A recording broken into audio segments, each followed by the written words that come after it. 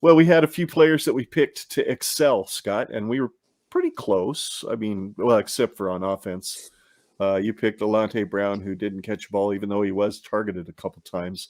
Arguably, the one that he missed was a little low and a little bit outside, a little bit tough to catch. And then he was on that trick play and couldn't quite get her done. I picked Trey Palmer, 2 whopping receptions for 11 yards, but he was only in there as long as Casey Thompson was. So yeah, both of those balls he caught from Casey.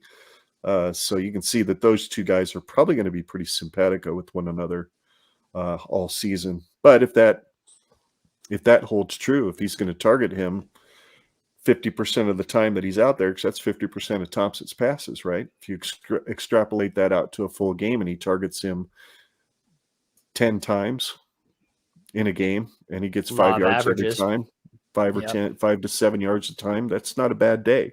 Nope. So defense, I picked Nash Hutmacher. He had 2 total tackles, 1 solo and 1 unassisted, or 1 assisted. Duh. Solo would be unassisted. Yeah. English, Ken. Jeez Louise. And then you picked Garrett Nelson, which was a good pick, even though he had only 2 total tackles. Both of them were sacks.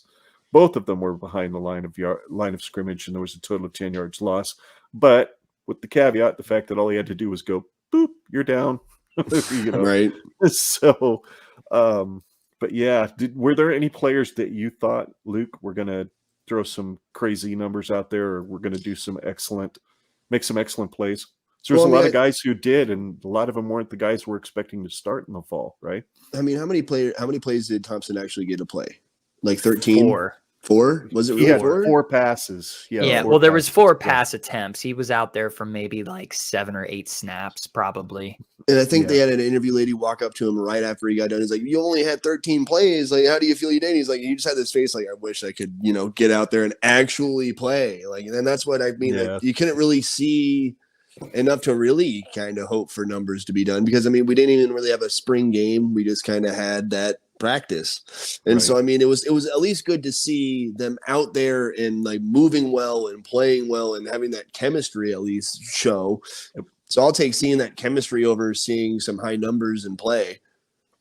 Sure. Yeah, sure, absolutely. How about on defense? Was there anybody that you thought would excel that did? I'm not too knowledgeable about the defense since I didn't really see them. Yeah, you didn't see much except a lot of 2-hand touch, but I was gonna say go ahead. My main takeaway with my pick, which was Garrett Nelson, was that even though only had 2 total tackles, which were sacks, and they were for a loss with a boop. Just watching him on the field, getting his guys ready to go, being the vocal leader out on the field and on the sidelines, constantly hyping his dudes up. Like, there was one part that I laughed pretty hard at, which we were lining up to punt, and Garrett Nelson was sitting there on the side, like shimmying up to the line, like messing with the guard that was out on the outside trying to guard him, and he was just messing with him, just like, I'm gonna get you, don't you worry. Too. Yeah, he's I'm a dog, I'm gonna eat your shit, boy.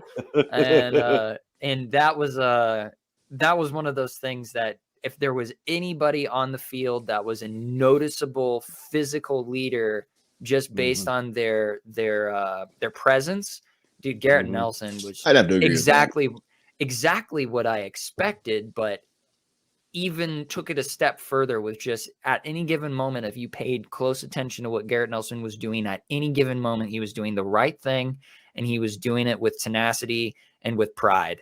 And he like embodies the black shirt mentality. And yes, even though statistically he might have not excelled per se, I think in a leadership role on our black shirt side of things, like, dude is a black shirt through and through. And I am just insanely proud of the guy.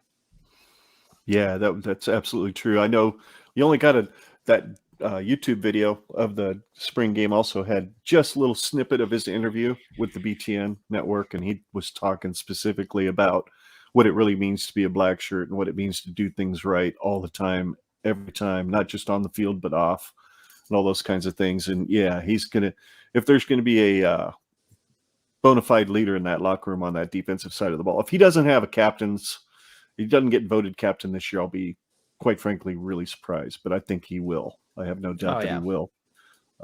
So we were way off on our plus minus game, Scott.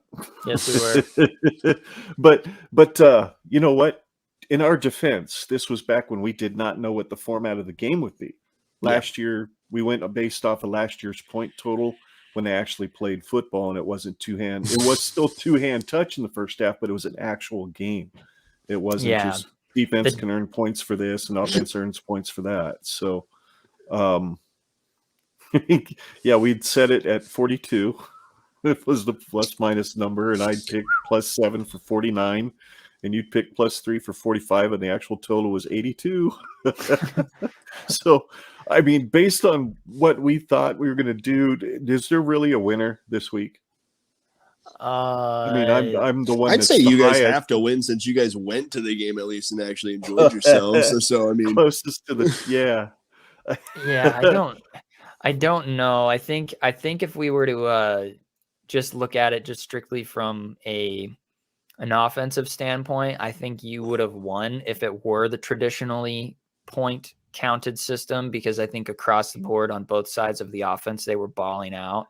I mean, scoring a total of 39 points, like they probably would have done something just like that, right around the 35, 38 point range if it were just the traditional, spring game layout. So yeah, I think Dad definitely takes the cake for that one. I